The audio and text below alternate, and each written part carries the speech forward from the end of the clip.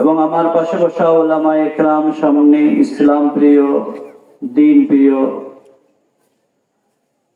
মুসলিম উম্মতে মুহাম্মাদি সাল্লাল্লাহু আলাইহি ওয়াসাল্লাম এবং আমার পর্দার আড়ালের মা ও বোনেরা, আপনারা সকলেই কেমন আছেন? আলহামদুলিল্লাহ। আমরা অল্প সময়ের জন্য দুনিয়াতে এসেছি। যাদের বয়স 60 থেকে 70 হয়ে গেছে, আমরা এই জীবনকে কেমন পেলাম মনে হয় একদিনের মতো, ঠিক না? শুরু করছিলাম, বুঝতে শুরু করছিলাম, আজকে দাড়ি পেকে গেছে। আর অল্প কিছুদিন পর, অল্প কয়েক ঘন্টা পর কিংবা কয়েক মিনিট পর দুনিয়া থেকে বিদায় নিতে হবে, ঠিক কিনা? দুনিয়াতে কি হোক কোন প্রাণী একথা দাবি করে যে আমি চিরজীবন থাকবো? কোরআন অস্বীকার করতে পারে, ঠিক না? পৃথিবীতে এমন কিছু মানুষ আছে কিনা যারা কোরআন অস্বীকার করে? বলে না। হিন্দুরা কোরআন বিশ্বাস করে? আল্লাহকে অস্বীকার করা এমন ব্যক্তি পৃথিবীতে আছে কিনা? অনেক। এদেরকে বলা হয় নাস্তিক। কি বলে? কোরআনে আল্লাহ তাআলা এগুলাকে দাহারিয়া বলছে, লা ইলাহা ইল্লাল্লাহ দাহার। আল্লাহ কোরআনে বলছেন যে কিছু পৃথিবীতে মানুষ থাকবে যারা আমাকে বিশ্বাস করবে, এমন আছে কিনা? কিন্তু পৃথিবীতে কেউ মৃত্যুকে অবিশ্বাস করবে? যে আমি মৃত্যু মানি না। হিন্দু, খ্রিস্টান সকলে এই কথা স্বীকার করে, যখন জন্ম নিয়েছি মৃত্যু মাইকের আওয়াজ দিতে সবচেয়ে মুখে হয়ে লাগে, কথা বলা কষ্ট হয়। কেউ আছে? স্পিকারটা একটু ভালো দূরে আসলে আর কথা টানছে।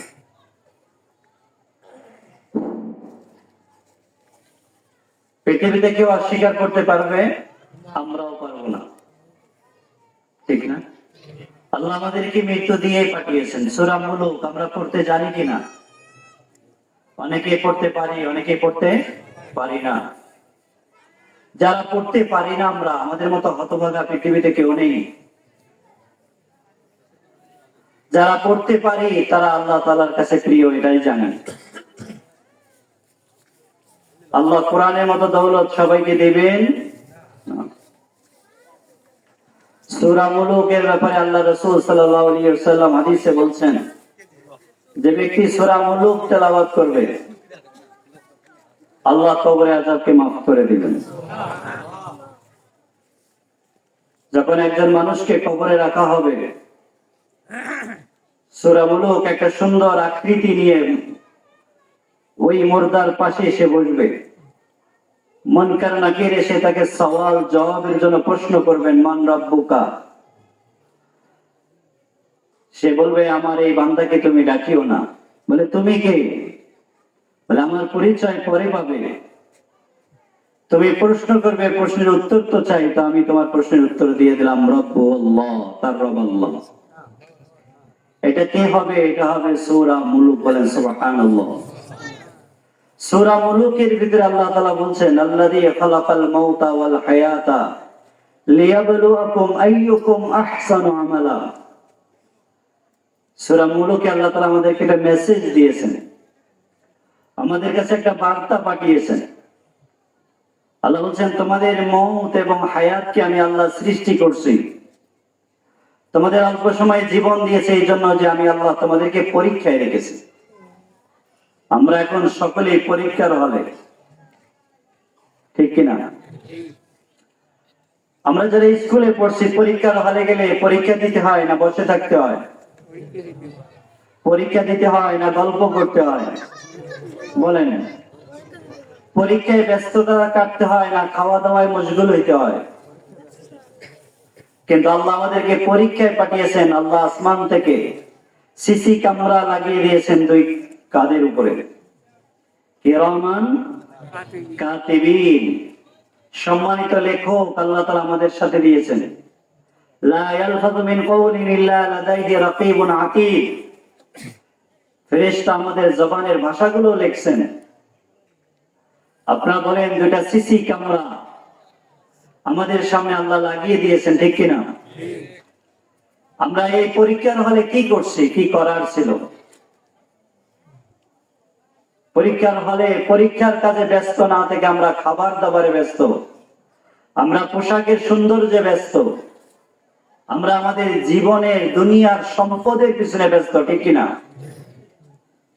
আল্লাহ এই জন্যই কিন্তু আমাদেরকে পাঠান নাই। আল্লাহ বলেন খালাকাল মাউতা ওয়াল হায়াতা লিয়াবলুয়াকুম আইয়ুকুম আহসানু আমালা।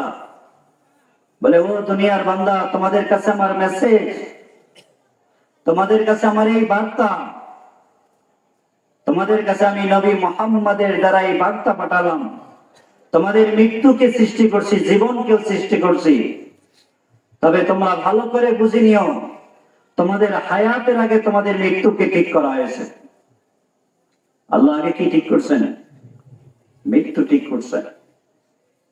এই জন্য আমাদের দুনিয়াতে আসার আগে আমাদের মৃত্যুর ডেট ঠিক হয়ে গেছে। আমরা ওই মৃত্যুর ডেটকে পিছাই দিতে পারবো?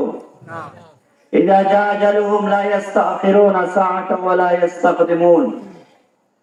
আল্লাহ তাআলা কোরআনে একথা বলছেন যে তোমরা শত চেষ্টা করো, পৃথিবীর সমস্ত ডাক্তারকে একত্রিত করো, সবচেয়ে বড় হসপিটালে তোমরা ভর্তি হও, তবে মনে রাখিও তোমাদের মৃত্যুর তারিখ সেকেন্ডের কম বেশি হবে না। এই যে অল্প সময় দুনিয়াতে এসে আবার চলে যাব, খালি হাতে কেন যাব, আফসোস কেন করব? এই দুনিয়া থেকে যেই দিন বিদায় নেব, বাবার সাথে যাবে, মার সাথে যাবে, ভাই বোন সাথে যাবে। শাকিক বলকি রহমতুল্লাহি আলাইহির একটা কথা আপনাদেরকে জানাই। শাকিক বলকি রহমতুল্লাহি আলাইহি বলতেন, উস্তাদের কাছে 35 বছর লেখাপড়া করছেন। কয় বছর? 3 যুগ প্রায়। যখন বিদায় দিচ্ছিলেন তখন উস্তাদ ছাত্রকে জিজ্ঞেস করছিলেন, শাকিক, আমি তোমাকে 35 বছরে কি শিখিয়েছি? খুব মহব্বতের সাথে দিল থেকে কথা নেবেন, কোন রাজনৈতিক লোক হয়ে আসিনি, ভিক্ষুকের মতো আপনাদের কাছে দুটা জিনিস চাওয়ার জন্য এসেছি। পায়ে হাত দিয়ে বলি, বাবা যান, মন থেকে দিলগুলো, মন থেকে কথাগুলো নেওয়া। শাকিকে বলকি ওস্তাদের কাছে কয় বছর লেখাপড়া করছেন? 35টা বছর কাটিয়েছেন। যখন শাকিকে বলকি ওস্তাদের কাছ থেকে বিদায় নেবেন, তখন ওস্তাদ জিজ্ঞেস করছিল, শাকিক বলো তো তুমি আমার কাছে 35 বছরে কয়টা মাসালা শিখেছো? তখন শাকিকে বলকি রহমতুল্লাহ আলাইহি বলছিলেন, ওস্তাদ জি, আমি আপনার কাছে 35 বছরে 8টা মাসালা শিখেছি মাত্র। কয়টা? আবার বলেন। শাকিকে বলকি ওস্তাদ হতবাক হয়ে জিজ্ঞেস করছে, বাবারে, আমি কি মাত্র তোমাকে 8টা মাসালা শিখালাম? আমার এত শ্রম, এত কষ্ট সব কি ব্যর্থ হয়ে গেল? বলো তো তুমি কি মাসালা শিখেছো, একটু বলো। শাকিকে বলকি যখন 8টা মাসালার কথা বললেন ওস্তাদকে, ওস্তাদ বললেন, শাকিক আমার এই কথাটুকু তুমি ভালো করে শুনে রাখিও, যে 8 মাসালা শিখেছো, আদম থেকে নিয়ে মুহাম্মদ সাল্লাল্লাহু আলাইহি সাল্লাম পর্যন্ত আসমান থেকে যত ওহী জিবরিল নিয়ে এসেছে, সমস্ত ওহীর খোলাসা, সারাংশ তুমি অর্জন করছো। কয়টা মাসালা? এই মাসালার উপরে যদি কেউ জীবন গড়ে, পৃথিবীর যত ওহী এসেছে আসমান থেকে, সেই আসমানে ওহীর উপরে তার জীবন কেটে যাবে। তার একটা মাসালা আমি আপনাদেরকে বলি। শাকিকে বলকি রহমতুল্লাহ আলাইহি বললেন, ওস্তাদ জি, পৃথিবীতে সবাই কেহ না কাউকে ভালোবাসে। হয়তো কেউ সন্তানকে ভালোবাসে, কেউ মাকে ভালোবাসে, কেউ বাবাকে ভালোবাসে, কেউ সম্পদকে ভালোবাসে, কেউ জমিনকে ভালোবাসে, কেউ ক্ষেত খামারকে ভালোবাসে, কেউ পশু প্রাণীকে ভালোবাসে। আপনাদেরও একটা ভালোবাসার জিনিস আছে, ঠিক না? বলেন, ভালোবাসেন কিনা? যে যাকে ভালোবাসে, শাকিক বলকি রহমতুল্লাহ আলাইহি বলেন, ওই ভালোবাসার বিষয়টি, বস্তুটি ওই ভালোবাসার প্রিয়জনকে মানুষ কাছে রাখতে চায়, দূরে যাইতে দেয় না, কাছে চোখের আড়াল হতে দেয় না। যেমন মা তার সন্তানকে ভালোবাসে, সন্তান মায়ের চোখের আড়াল হয়ে যাবে, মা সহ্য করতে পারে না। বাবা তার ছেলেকে ভালোবাসে, ছেলে চোখের আড়াল হয়ে যাবে, বাবা কষ্ট পায়। শফিকে বলকি বলেন, ওস্তাদ আমি আপনার সাথে বিশ্ব ভ্রমণ করলাম, দুনিয়ার যতটুক জায়গায় আমি ভ্রমণ করলাম, মানুষের অন্তরে দেখলাম কেহ না কাউকে ভালোবাসে। আর এটা শতসিদ্ধ বিষয় যে যাকে ভালোবাসে সে তার কাছেই রাখতে চায় তাকে। আমি দেখলাম দুনিয়ার মানুষ সকলেই বেকুব। কেউ ভালোবাসে বাবাকে, বাবাকে রেখে কবরে চলে যায়। কেউ ভালোবাসে মাকে, মাকে রেখে কবরে চলে যায়। কেউ ভালোবাসে দুনিয়ার সম্পদকে, সম্পদ রেখে চলে যায়। কেউ ভালোবাসে ঘরকে, ঘর রেখে চলে যায়। কেউ ভালোবাসে বাংলোকে, বাংলো রেখে চলে যায়। আমি দেখলাম পৃথিবীর মানুষ যেটা চায় সেটা করে না, এরা বেকুব। তাই আমি এমন জিনিসকে ভালোবাসতে শুরু করলাম যেই জিনিস আমার সাথে যাবে। বলেন সুবহানাল্লাহ। বলে কি ভালোবাসেন? বলে আমি নেক আমলকে ভালোবাসতে শুরু করলাম। দেখলাম বাবা কবরস্থান থেকে ফিরে আসে, মা কবরস্থান থেকে ফিরে আসে, ভাই কবরস্থান থেকে ফিরে আসে, বন্ধু কবরস্থান থেকে ফিরে আসে, সম্পদ ঘরে রয়ে যায়, বিল্ডিং বাড়ি থেকে যায়, কবরে বাসিন্দার সাথে কেহ যায় না। আমি একথা মনে করলাম যে যাকে ভালোবাসে তাকে তার সাথে নিয়ে যেতে চায়। আমি ভালোবাসলাম পৃথিবীর কোন জিনিস আমার সাথে যাবে না, যেই জিনিস যাবে তা নেক আমল। বলে আমি আজকে থেকে নেক আমলকে ভালোবাসতে শুরু করলাম। কথাটা খারাপ ছিল না ভালো ছিল? আমরা পারবো? আমরা ভালোবাসি আমাদের ছাগল গরুকে, আমরা ভালোবাসি আমাদের সম্পদকে, আমরা ভালোবাসি আমাদের বিল্ডিং বালাখানাকে, আমরা ভালোবাসি আমাদের পজিশনকে।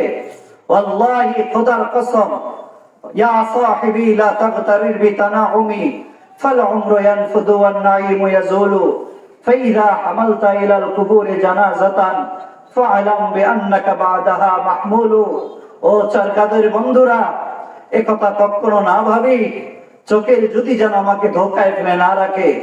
ও চারকাদের মানুষরা, একথা কখনো সুন্দর বিবির চেহারা যেন ধোকায় ফেলে না রাখে, সন্তানের আব্বু ডাক যেন ধোকায় ফেলে না রাখে, নিজের সুন্দর বালাখানা যেন ধোকায় ফেলে না রাখে। সুন্দর সুন্দর বালিখানা, সুন্দর সুন্দর আমার ব্যবসা যেন আমাকে ধোকায় ফেলে না রাখে। মনে রাখিয়েন, যেই মৌত আল্লাহ দিয়েছেন আমার চোখের সামনে কাউকে, কালকে ওই মৌত আমার ঘরে আসবে। মালাকুল মৌত যখন কাহারো জান কব্জ করে নিয়ে যায়, তখন তার আত্মীয় স্বজন যখন চোখে পানি ছেড়ে দিয়ে কান্না করে, তখন মালাকুল মৌত হাত দিয়ে ইশারা করে বলে, ও বেকুব, তুই কার জন্য কাঁদছিস? যে আজকে চলে গেল তার জন্য। তুই তোর জন্য কাঁদ, কালকে তোর জন্য আমি তোর দরবারে আসবো। যখন মৌত আসবে ভাই, এই দুনিয়া যেন ধোকায় ফেলে না রাখে, এই জিন্দিগি যেন ধোকায় ফেলে না রাখে। দুনিয়াতে বহুত কিছু নিয়ামত আল্লাহ দিয়েছেন। ওয়াইন তাউদ্দু নি'মাতাল্লাহি লা তুহসুহা। জান সকাল থেকে সন্ধ্যা পর্যন্ত, সন্ধ্যা থেকে সকাল পর্যন্ত নিজের শ্রম দিয়ে, নিজের মেধা দিয়ে, নিজের শক্তি দিয়ে, জবানের শক্তি, হাতের শক্তি, কলমের শক্তি, নিজের বন্ধুদেরকে ডাক দেন, নিজের আত্মীয় স্বজনকে ডাকুন, পৃথিবীর সবচেয়ে জ্ঞানীদেরকে ডাকুন, আর আল্লাহর নিয়ামত লিখতে থাকুন। নিয়ামত কখনো শেষ হবে না, কখনো গণনা করতে শেষ করতে পারবেন না। দুই চোখের ভিতরে আল্লাহ 6 ফোঁটা পানি তৈরি করেন। যেই 6 ফোঁটা পানির 1 ফোঁটা তৈরি করতে 3 কোটি টাকার প্রয়োজন হবে। রব্বে জালাল এহসান করছেন চোখের জ্যোতি দিয়ে, রব্বে জালাল এহসান করছেন জবানের ভাষা দিয়ে। ইন্নাকাদাল্লাহু সামাআকুম ওয়া আবসারাকুম আখাতামা আলা কুলুবিকুম মান ইলাহুন গায়রুল্লাহ ইয়াতিকুম বিহ। আল্লাহ বলেন, আমি যদি চোখের জ্যোতি কেড়ে নিতাম, বলার শক্তি থামিয়ে দিতাম, হাড়ের স্পন্দন যদি বন্ধ করে দিতাম, মান ইলাহুন গায়রুল্লাহ ইয়াতিকুম বিহ। বলো পৃথিবীতে কোন ডাক্তার ছিল তোমাদের হার্টকে খুলে দিত? পৃথিবীতে কোন ডাক্তার ছিল চোখের জ্যোতিকে দিত? তুমি অন্ধকে তাকিয়ে একবার দেখো না, অন্ধের চোখের জ্যোতি পৃথিবীতে কেউ ফিরাই দিতে পারে না। আমি ইহসান করে, আমি দয়া করে তোকে চোখের জ্যোতি দিয়েছি, তোর মেরুদণ্ডকে সোজা করে দিয়েছি।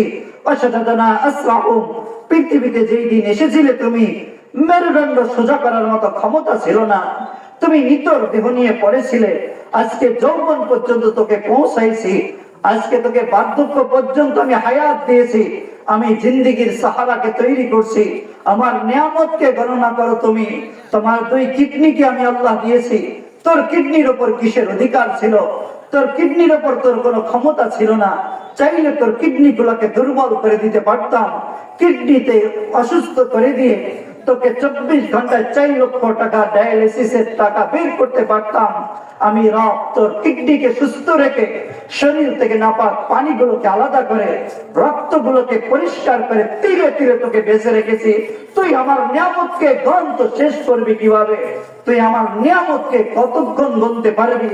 তোর সময় শেষ হয়ে যাবে, আমার নিয়ামত শেষ হবে না। তোর মেরুদণ্ডকে সোজা করলাম, কিডনিকে সবল রাখলাম, হার্টকে সবল রাখলাম, চোখের জ্যোতিকে দিলাম, আসমান থেকে বৃষ্টি দিলাম, জমিন থেকে ফসল দিলাম, তোর জন্য খাবার তৈরি করলাম। মা লাকুম আনতুম বিতু শাজারাহা আইলাহুম মা আল্লাহ।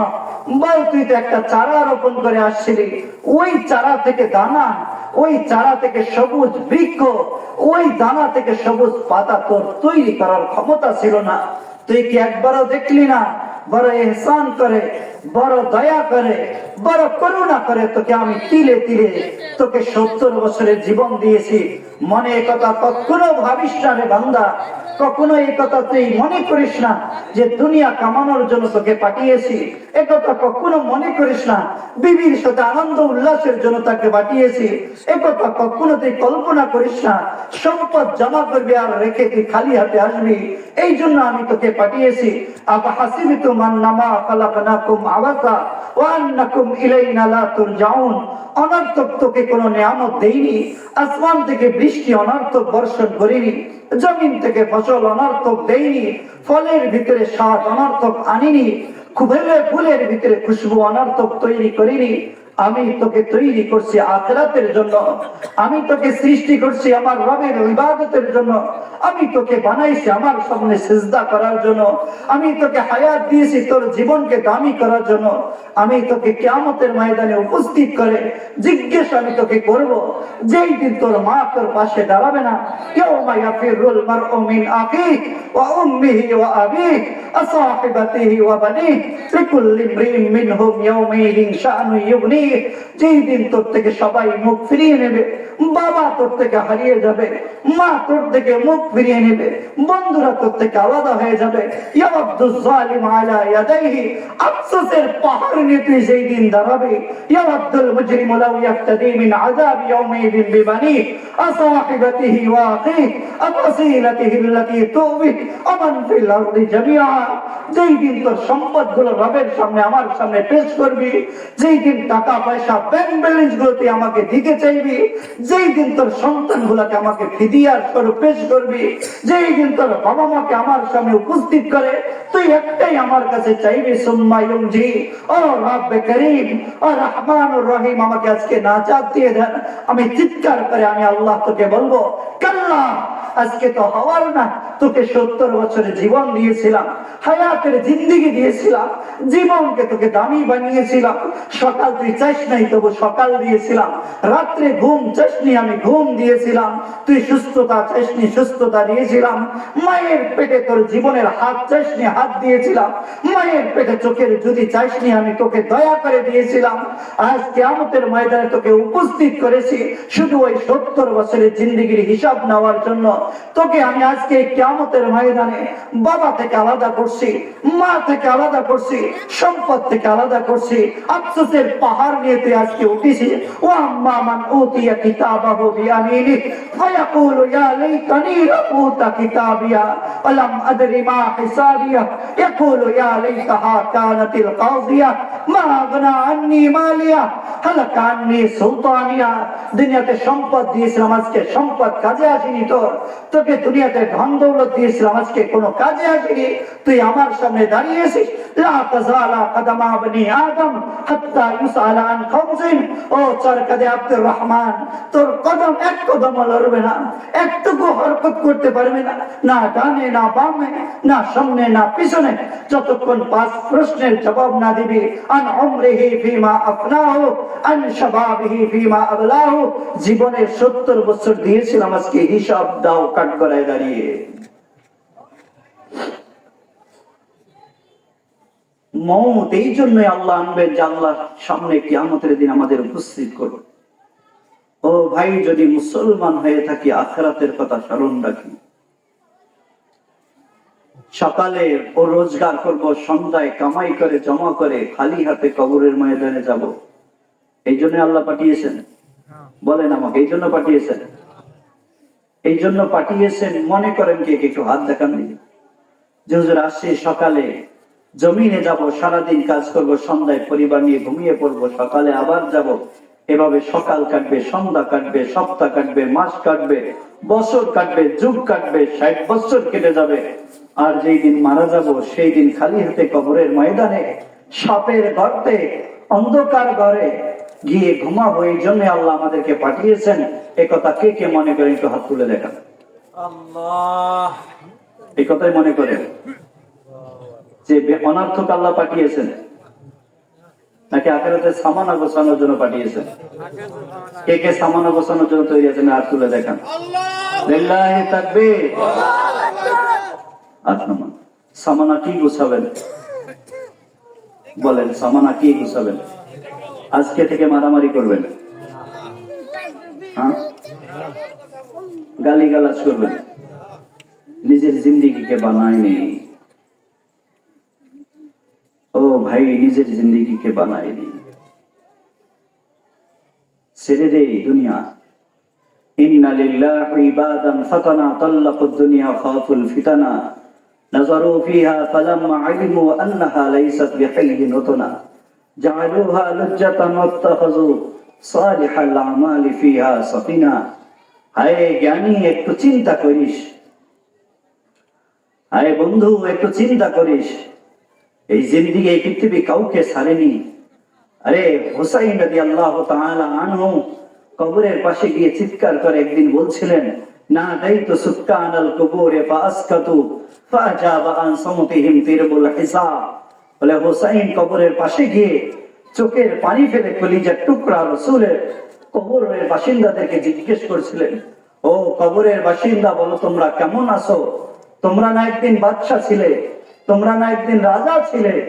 তোমাদের জন্য বহর সাজানো হইতো, তোমরা না সুন্দর বান্দি খাটাইতে? আরে সাহেবজাদিরা, বলো তোমরা কেমন আছো? চরকাদের মা বোনদেরকে জিজ্ঞেস করা হয়েছিল কবরস্থানে গিয়ে, আরে তোমরা সকাল আর সন্ধ্যা পার্লারে গিয়ে চেহারাকে সাজাইতে, তোমাদের ভুরু পেলাত করা হইতো, তোমাদের হাত পা গুলোকে রঙিন, তোমাদের ওই রঙিন করে সাজানো হইতো, তোমাদেরকে সুন্দর কাপড় দিয়ে সাজিয়ে স্বামীর ঘরে পাঠানো হইতো, তোমরা তোমাদের আপন জনদের সাথে সাক্ষাৎ করতে। হুসাইন চিৎকার করে বলছিলেন, আয় কবরের বাসিন্দা, বলো তোমরা আজকে কেমন আছো?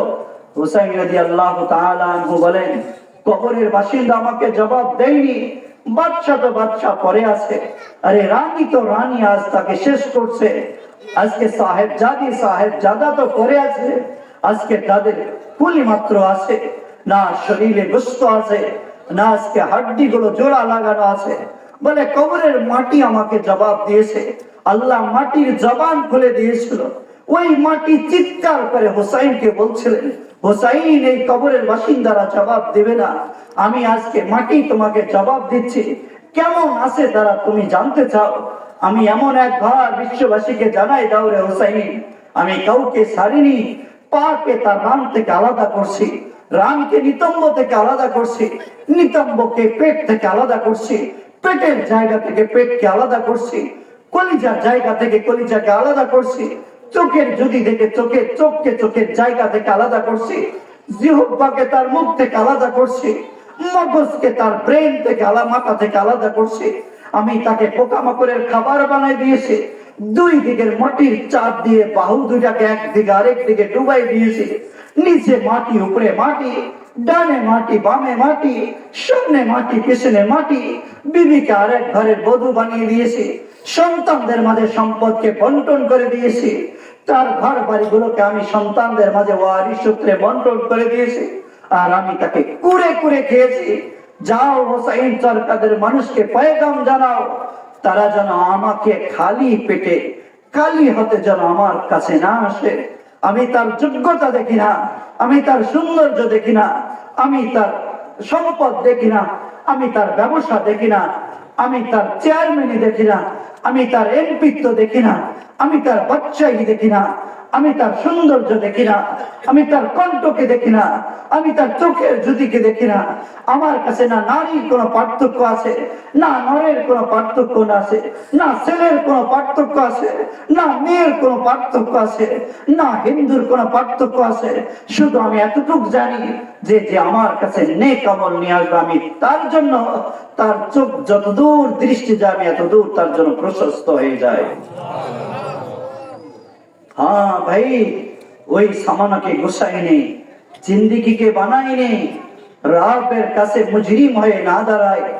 মায়ের পেট থেকে যেই দিন এসেছিলাম, মা যেই দিন দুনিয়াতে জন্ম দিয়েছিল, মায়ের পেট থেকে যেই দিন জন্মগ্রহণ করছিলাম, ওই দিন গুনার বোঝা মাথায় ছিল না, ওই দিন চোখে গুনাহ লাগানো ছিল না, ওই দিন হাত গুনায় ভরা ছিল না, ওই দিন পা গুনায় মিশ্রিত ছিল না। আজ এমন জিন্দিগি কোথায় পেলাম যে মাথার উপরে গুনার বোঝা, হাত গুনার গন্ধ আসে, জবান থেকে গুনার খারাপই প্রকাশ পায়। কোন জীবন নিয়ে রবের সামনে দাঁড়াবো? রব তো প্রশ্ন তুলবেন, আল্লাহ বলবেন দিয়েছিলাম একটা পবিত্র জীবন, আজকে কোন জীবন নিয়ে তুমি আমার কাছে এসেছো? ও ভাই, একটা পবিত্র জীবন নিয়ে যাওয়ার জন্য সবাই তৈরি আছে তো ভাই? ইনশাআল্লাহ। গুনাহকে ছেড়ে দে, কুওয়াতে নেকি নাদারি বদমকুন, কুওয়াতে কি নেদারি বদমকুন, বরউজুদে খদ সে তুমবে হদমকুন। ও ভাই, নেকি করতে না পারি, গুনাহ না করি। গুনাহ মানুষের জিন্দেগিকে কালো বানিয়ে দেয়। গুনাহ কাল কিয়ামতের ময়দানে অভিশপ্ত হয়ে দাঁড়াবে। হ্যাঁ, যখন কিয়ামতের ময়দান হবে, তখন আল্লাহ তাআলা ওয়া আম্মা মান উতিয়া কিতাবাহু বিশিমালি, যার বাম হাতে আমলনামা আসবে, পেট ছিদ্র করে পিছন দিক থেকে হাত বের করে বাম হাতে আমলনামা দেওয়া হবে। সে চিৎকার করে বলবে, মা লিহাযাল কিতাব লা ইউগাদিরু সাগীরাতান ওয়ালা কাবীরাতান ইল্লা আহসাহা। আয় আল্লাহ, এটা কোন আমলনামা দিলেন? অন্ধকারে করছি গুনাহ, সূর্যের আলোতে করছি গুনাহ, রাতের কিনারা ঘরের কিনারায় করছি গুনাহ, বন্ধুদের আসরে করছি গুনাহ, ঘরের কোনায় একা একই জীবনে করছি গুনাহ। আয় আল্লাহ, সব গুনাহ আজকে চোখের সামনে, সব গুনাহ আজকে আমলনামায় লেখা। চিৎকার করে আল্লাহকে বলবে, আল্লাহ আজকে মাফ করে দেন। হায় আল্লাহ বলবেন, খুযুহু ফাগুল্লুহু সুম্মাল জাহিমা সাল্লুহু। ফেরেশতাকে ডাক দিয়ে বলবে, ফেরেশতা, এ আমার নাফরমান বান্দা, জীবনে বড় নিয়ামত দিয়েছিলাম, ধরো আজকে তাকে বাঁধো। জাহান্নামের একজন ফেরেশতা নয় বন্ধু, ও ভাই, একজন ফেরেশতা নয়, 70,000 ফেরেশতা আসবে আমাকে ধরার জন্য। আমাকে হাতে হ্যান্ডকাপ দুনিয়াতে পুলিশ লাগায়, পায়ে বেরি দুনিয়াতে পুলিশ লাগায়। জাহান্নামের ফেরেশতা মালিকের সাথে আসা, ওই জাহান্নামের ফেরেশতা গুলো হাতে হ্যান্ডকাপ লাগাবে না, পায়ে বেরি লাগাবে না, এসে এইভাবে চোয়াল ধরে সামনের দিকে টানবে। চোয়াল ধরে যখন টান মারবে, চোয়াল বের হয়ে যাবে। হায়, চিৎকার করে বলবে, মওত হয়ে যাক। মওত আসবে না, মওতের মওত হয়ে গেছে। তখন চিৎকার করে ফেরেশতাদেরকে বলবে, ইরহাম আলাইয়া ইয়া মালায়েকা। ও ফেরেশতা, আমার প্রতি একটু রহম করো। ও ফেরেশতা, আমার প্রতি একটু দয়া করো। ও ফেরেশতা, আমার প্রতি একটু করুণা করো। ওই দিন ফেরেশতা জবাব দেবে, রহমান তো আজকে আরশে বসা, রহিম তো আজকে আরশে বসা, রহমান তোমার উপরে দয়া করেনি, আমি ফেরেশতা কিভাবে তোমার উপরে দয়া করব? ফেরেশতা টেনে হিসে সামনের দিকে নিয়ে যাবে। ইউখাযু বিন নওয়াসি ওয়াল আকদাম, মাথার চুলগুলো ধরবে, পা ধরবে। খুযুহু ফাগুল্লুহু, তাকে বেঁধে ফেলো। যখন আল্লাহ আদেশ দিবে, তখন জাহান্নাম থেকে 70 হাত লম্বা আগুনের জিঞ্জির নিয়ে এসে নাকের ছিদ্র দিয়ে ডুবিয়ে পেছনের রাস্তা দিয়ে বের করে চিংড়ি মাছের মতো বেঁধে টেনে হিসেবে যখন জাহান্নামে নিক্ষেপ করবে, আয় সবচেয়ে ভয়ানক জাহান্নামে যখন নিক্ষেপ করবে, জাহান্নামের আগুন কেমন হবে, জাহান্নামের ব্যক্তি কেমন হবে, জাহান্নামের পুজ কেমন হবে, জাহান্নামের খাবার কেমন হবে, জাহান্নামের প্রসাদ কেমন হবে, জাহান্নামের আগুনের তাপ কেমন হবে, জাহান্নামের আগুনের কালার কেমন হবে। জাহান্নামের এক বালতি পানিকে নিয়ে এসে পৃথিবীর 7 সমুদ্রের উপরে ফেলে দেন, জাহান্নামের এক বালতি পানির গরমে 7 সমুদ্র টকবক টকবক করতে থাকবে। চিৎকার করে জাহান্নামীকে বলবে, ও জাহান্নামের ফেরেশতা, আমাকে একটুকু পানি দাও। যখন ফল খাবে তাকে ফল খেতে দেওয়া হবে। জাক্কুম ফল যখন দেওয়া হবে, যেই ফলটা পুরাটাই কাঁটাওয়ালা হবে, ফলের সামনের দিকে কাঁটা, পিছনের দিকে কাঁটা, ডানে কাঁটা, বামে কাঁটা। 100 বছর পর্যন্ত খাবার খায়নি জাহান্নামীরা, পেটের সাথে লেগে গেছে, এত ক্ষুধার্ত অবস্থায় থাকবে। জাক্কুম ফল যখন তাদের দিকে ছুঁড়ে মারা হবে, জাক্কুম ফল নিয়ে যখন খাইতে শুরু করবে, এতটাই খাওয়ার দিকে আসক্ত হবে, বুঝতে পারবে না যে এটা কাঁটার ফল। যখন খেয়ে ফেলবে, গলায় ধরবে, গলায় আটকে যাবে, চিৎকার করে বলবে, আনাফিদু আলাইনা মিনাল মা, আমাকে একটু পানি দাও, আমাকে একটু পানি দাও। লাবিসিনা ফিহা আহকাবা লা ইয়াযুকুনা ফিহা বারদান ওয়ালা শারাবা ইল্লা হামিমা ওয়া গাসসাকা। এত গরম পানি দেওয়া হবে, যেই গরম পানি খাওয়ার সাথে সাথে ফাকাত্তা আমাহু, পেটের নাড়িভুড়িগুলো সব গলে পিছনের রাস্তা দিয়ে বের হয়ে যাবে। জাহান্নামীদের গরম পানি, জাহান্নামীদের পোজ দেওয়া হবে। ও ভাই, গুনার জিন্দিগি কেন করি, লড়াইয়ের জিন্দিগি কেন করি, কেন এই মায়ার যে দুনিয়াতে পড়লাম, কেন এই হায়াতকে নষ্ট করলাম, কেন আমার জীবনকে নষ্ট করলাম। আমার জীবন নষ্ট করার জন্য নবী তো আসেনি, আমার জিন্দিগিকে ধ্বংস করার জন্য নবী তো কষ্ট করেনি।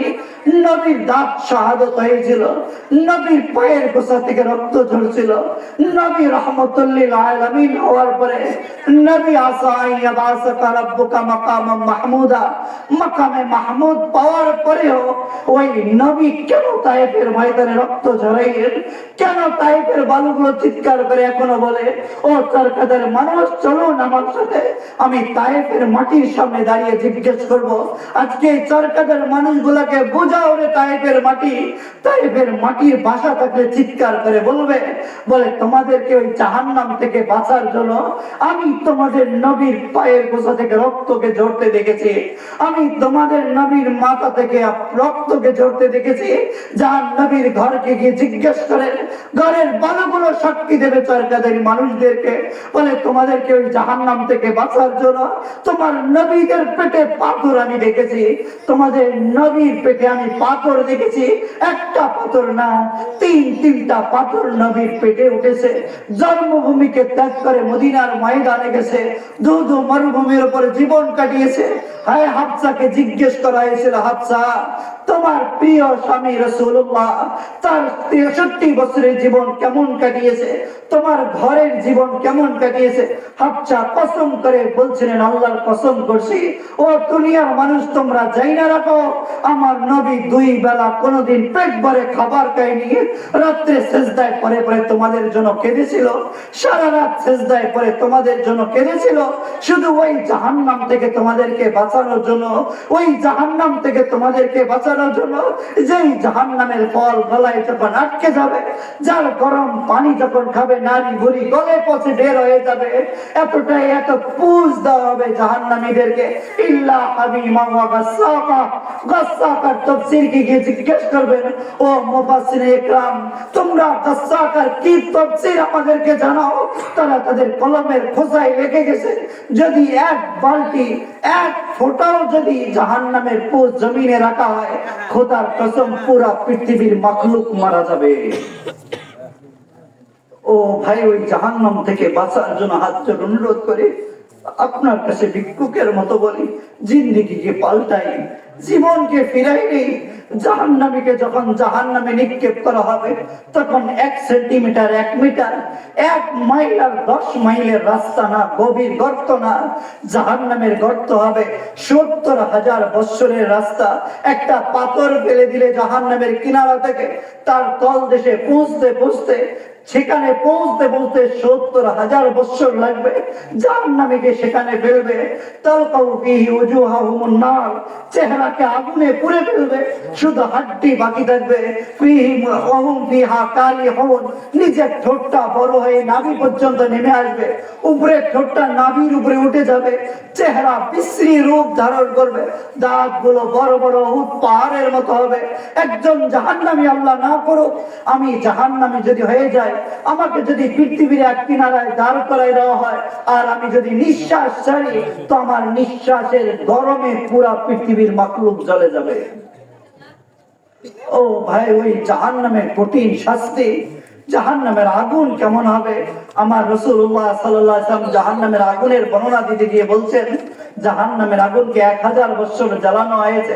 যে 1000 বছরে জ্বালানোর পরে সেই আগুন লাল বর্ণ ধারণ করছে।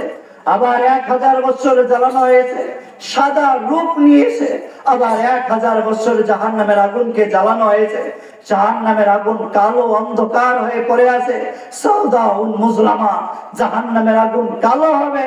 জাহান্নামের আগুনের তাপ কেমন হবে? আমার নবী হাদিসে বলছেন, দুনিয়ার আগুনের তুলনায় 70 গুণ বেশি হবে।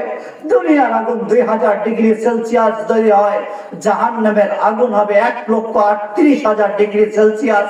এত তাপ কখনো সহ্য করবে না।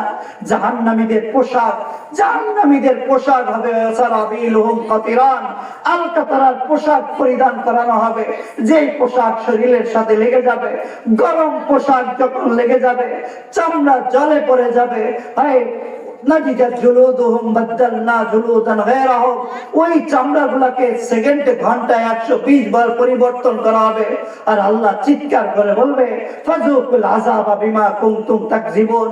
ও আমার বান্দারে, আমি কষ্ট করে নবীকে পাঠিয়েছিলাম, আদমের চোখের পানি ফেলেছিলাম, ইউসুফকে জেলখানায় বন্দী করছিলাম, ইসমাইলের গলায় ছুরি চালিয়েছিলাম, ইব্রাহিমকে আগুনের কুণ্ডলিতে নিক্ষেপ করছিলাম, মূসাকে দেশ ত্যাগ করিয়েছিলাম, ঈসাকে জন্মভূমি ত্যাগ করাইছিলাম। আমি নবী মুহাম্মদের 23 বছর টুকরা করে তোমাদের পর্যন্ত কালিমা লা ইলাহা ইল্লাল্লাহ, তোমাদের পর্যন্ত কোরআনের বাণী পৌঁছাইছিলাম, যে তোমাদের জিন্দেগি পরিবর্তন হবে, তোমরা আমাকে রাজি করে আসবে, তোমরা আমার কোনো ইহসান, কোনো দয়া, কোনো করুণা, কোনো আমার দয়া তোমরা ভ্রুক্ষেপ করনি। তুমি তোমার মন মতো চলছিলে, তুমি তোমার মতো জিন্দেগি বানিয়েছিলে। চোখ চেয়েছিলে নর্তকের নাচ দেখেছিলে, কান চেয়েছিল তো গুনাহ শুনেছিলে, তুমি চেয়েছো তো নারীর সাথে রাত কেটেছিলে, তোমার মন চেয়েছিল তুমি ইয়াবা তুলছিলে, তোমার মন চেয়েছিল তুমি ড্রাগ নিয়েছিলে, তুমি চেয়েছিলে রাতভর আনন্দ করছিলে, তুমি চেয়েছিলে নামাজকে জোর দাফন করছিলে, তুমি চেয়েছিলে রোজা আনারে আনন্দ উল্লাসে খাইতে। আজকে ফাযুকুল আযাবা বিমা কুনতুম তাকযিবুন। আজকে আমাকে রব বলিও না, আজকে আমাকে প্রভু বলিও না, আজকে আমাকে রহমান বলিও না, আজকে আমাকে রহিম বলিও না। তুমি যে জিন্দেগি বানায় আসছিলে, ওই জিন্দেগির স্বাদ আস্বাদন করতেই থাকো। ও ভাই, আফসোসের ঢের নিয়ে, আফসোসের বোঝা নিয়ে কিয়ামতের ময়দানে না যায়। ওলামা ইকরাম পায়ে হাত দিয়ে বুঝাচ্ছে, ও ভাই, নিজের জিন্দেগিকে বানাই, নিজের জীবনকে পরিবর্তন করি। হায়, একটা পয়গাম বারবার শোনাই, ওমাল হায়াতুদ দুনিয়া ইল্লা মাতাউল গুরুর। আমার রব সত্য বলছেন, আমার রাসূল সত্য বলে গেছেন, ওমাল হায়াতুদ দুনিয়া ইল্লা মাতাউল গুরুর। দুনিয়া ধোকার জিন্দেগি, দুনিয়া ধোকার জিন্দেগি। ছেলে ধোকা দিবে, বিবি ধোকা দিবে, সম্পদ ধোকা দিবে, ঘর বাড়ি ধোকা দিবে। যেই বিবি বিবি বিবি বিবি বলে জীবনে 40 বছর কাটাইলাম, খোদার কসম আজকে আমার মওত হয়ে যাক, বিবি আমার সাথে আর এক রাত কাটাবে না। কোন বিবি আমাকে ভালোবাসা দেখাইলো, কোন বিবি আমাকে বন্ধনের সাথে জুড়াইলো? আজকে মৃত্যুর পরে যেই বিবি আমার সাথে এক রাত কাটতে রাজি না, যেই বিবি আমার সাথে একটু কথা বলতে রাজি না, যেই বিবি আমাকে ঘরে রাখতে রাজি না, চিৎকার দিয়ে বলছে দেখো তো অমুকের আব্বা আর কথা বলে না, ডেড বডি ঘর থেকে আলাদা করো। আর একটা বিবি স্বামী নিয়ে সুখের সংসার কাটাবে, ওই বিবি আমাকে ধোঁকা দিল। কোন সন্তানের জন্য জীবন কাটাইলাম, ওই সন্তান আমাকে ধোঁকা দিবে। যে সন্তানের ইন্তেকালের পরে আমার সন্তান দুই হাতে আমাকে দাফন করার জন্য তৈরি হবে, আমার সম্পদ গুলো বন্টন করার জন্য, আমার সম্পদ গুলো নেওয়ার জন্য দিনে 3 বার পর্যন্ত বৃদ্ধ বাবার দিকে তাকিয়ে বলে, সন্তান এই বুড়া মানুষটার কেন মওত হয় না, এ কেন কবরের দিকে যায় না? কোন সন্তানের জন্য জীবন দিলাম, কোন সন্তানের জন্য জিন্দেগি দিলাম, যে সন্তান আজ আমার মৃত্যুর কামনা করে। আমার কথাগুলো যদি বাস্তব না হয়, বুড়া ঘরে পড়ে থাকা বাবাকে গিয়ে জিজ্ঞেস করে আসে কোন জিন্দেগির সাথে, আমার হায়াতুদ দুনিয়া ইল্লা মাতাউল গুরুর, আমার হায়াতুদ দুনিয়া ইল্লা লাহু ওয়া লাইব। দুনিয়া খেল তামাশার জিন্দেগি। সম্পর্ক রবের সাথে করুন, সম্পর্ক আল্লাহর সাথে করুন। রব কখনো আমাদেরকে অপদস্থ করবে না। ও ভাই, রবের সাথে সম্পর্ক করার জন্যই এখানে আসা। এই মাহফিল গুলো হয়ে যাবে, এই মাহফিল গুলো শেষ হবে, আসবে নারায়ে তাকবীর লাগবে, সবাই চিৎকার দিয়ে আওয়াজ দিবে। কালকে সকালবেলা সবাই বলবে প্রধান বক্তার আলোচনা সুন্দর ছিল, খুব সুন্দর আলোচনা করছে। আমার জীবন যদি পরিবর্তন না হয়, কাল সকাল ছেড়ে যদি রবের সম্পর্ক না হয়, কালকে থেকে আমার যদি রবের সাথে বন্ধুত্ব না হয়, খোদার কসম এই মাহফিলের কোনো সার্থকতা নেই। আমি আসছি, আমাকে টাকা দিবেন, আমি চলে যাব।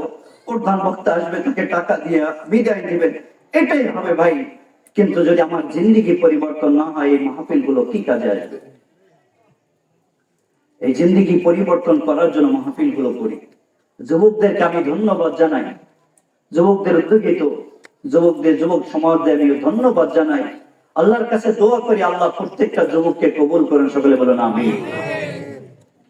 যুবকদেরকে বলি, বেটারে, যখন জিন্দেগি, এই জিন্দেগি যখন রব দিয়েছেন, খুব একদিনই সুন্দর কাজ আলহামদুলিল্লাহ আল্লাহ তোমাদের দ্বারাই নিচ্ছেন। তোমরা এখান থেকে নিয়াত করো, তোমরা এখান থেকে পণ করো, তোমরা এখান থেকে ওয়াদা করো। আমার সাথে ওয়াদা না, রবের সাথে ওয়াদা করো, ও রব আপনার সাথে সম্পর্ক করে দুনিয়া থেকে বিদায় নেব। এখান থেকে একটা নিয়াত করে যাই, এমন একটা জীবন গড়বো যে জীবন সাদ রাদিয়াল্লাহু তাআলা আনহু গড়ছিলেন। সাদ রাদিয়াল্লাহু তাআলা আনহু যেদিন ইন্তেকাল হয়েছিল, ওই দিন হুজুর সাল্লাল্লাহু আলাইহি ওয়াসাল্লাম মিম্বারে বসা, দেখলেন জিবরিল আমিন সামনে, আকাশ ঝলমল ঝলমল করছে। আরে এমন একটা মুখ, এমন একটা মুখ। আহা, রাসূলুল্লাহ সাল্লাল্লাহু আলাইহি ওয়াসাল্লাম বলছেন, আরে জানো কি হয়েছে? জিবরিল আমিন বলে, ইয়া রাসূলুল্লাহ, আজকে আপনার কোন সাহাবার ইন্তেকাল হয়েছে? বলে কেন? বলে ওই সাহাবার ইন্তেকালের পরে রূহ যখন আসমানের দিকে যাচ্ছিল, তখন আসমানের আরশ ওই রূহকে অভ্যর্থনা, অভিনন্দন, ওয়েলকাম, আহলান সাহলান মারহাবা জানার জন্য ব্যতিব্যস্ত হয়ে পড়ছে। বলে আমার সাদ অসুস্থ, রাসূল দৌড়ায় গেছেন সাদের ঘরে, গিয়ে দেখেন সাদ ইন্তেকাল করছে। এরকম সাদকে ঘরে রাখছেন, বড় ঘর, উনি এমপি ছিলেন।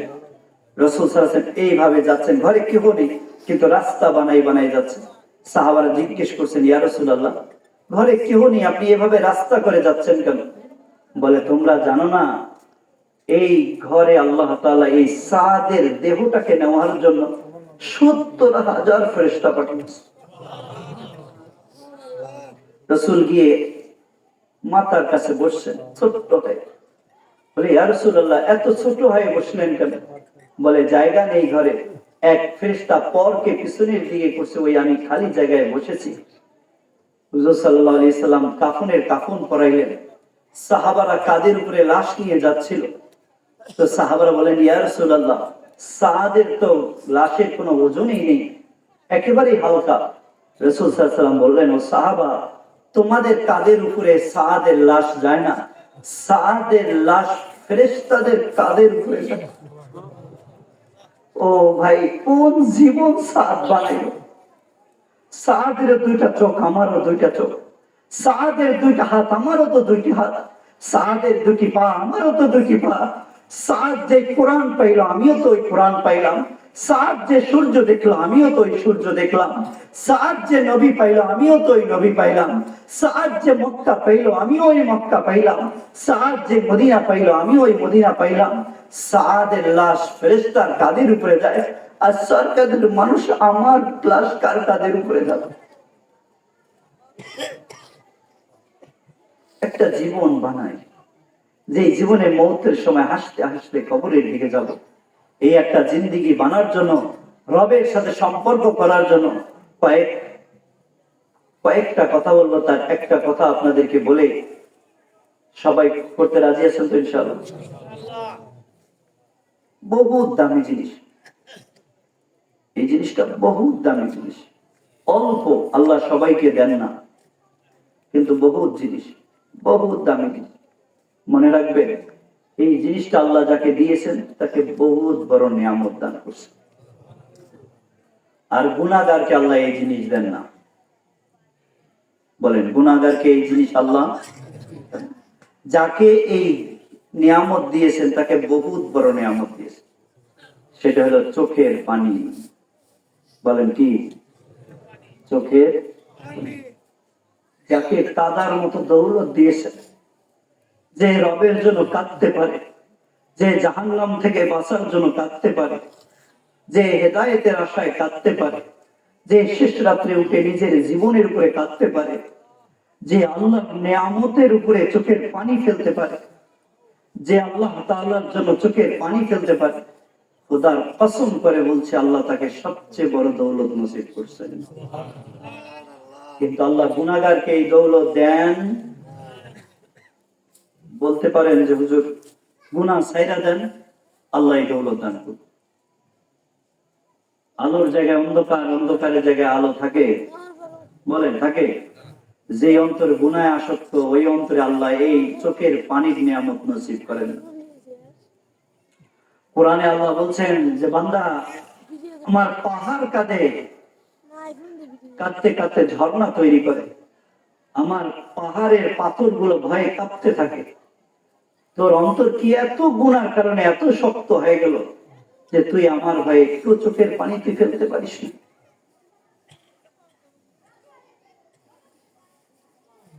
এই জন্য 1 নম্বর চোখের পানি। 1 নম্বর কি? চোখের পানি ফেলতে পারবো তো ইনশাআল্লাহ? আসবেই না ইনশাআল্লাহ। শেষ রাত্রে উঠবেন। এটা কত বেশি দামি, এটা কত বেশি আল্লাহর সাথে সম্পর্ক করে। আমি ছোট্ট একটা উদাহরণ দিয়ে আরেকটা কথার দিকে যাব। পৃথিবীতে সবচেয়ে প্রিয় আমাদের মা। পৃথিবীতে সবচেয়ে বেশি ভালোবাসে সন্তানকে কে? মা। মায়ের থেকে পৃথিবীতে কেউ ভালোবাসতে পারে? মা তার সন্তানকে কোলে পিঠে মানুষ করে এত বেশি ভালোবাসে। আর মায়ের বুকের দুধ পৃথিবীতে সবচেয়ে খাঁটি নির্ভেজাল দুধ, ঠিক না? আজ পর্যন্ত বিজ্ঞানীরা এরকম খাবার তৈরি করতে পারে নাই।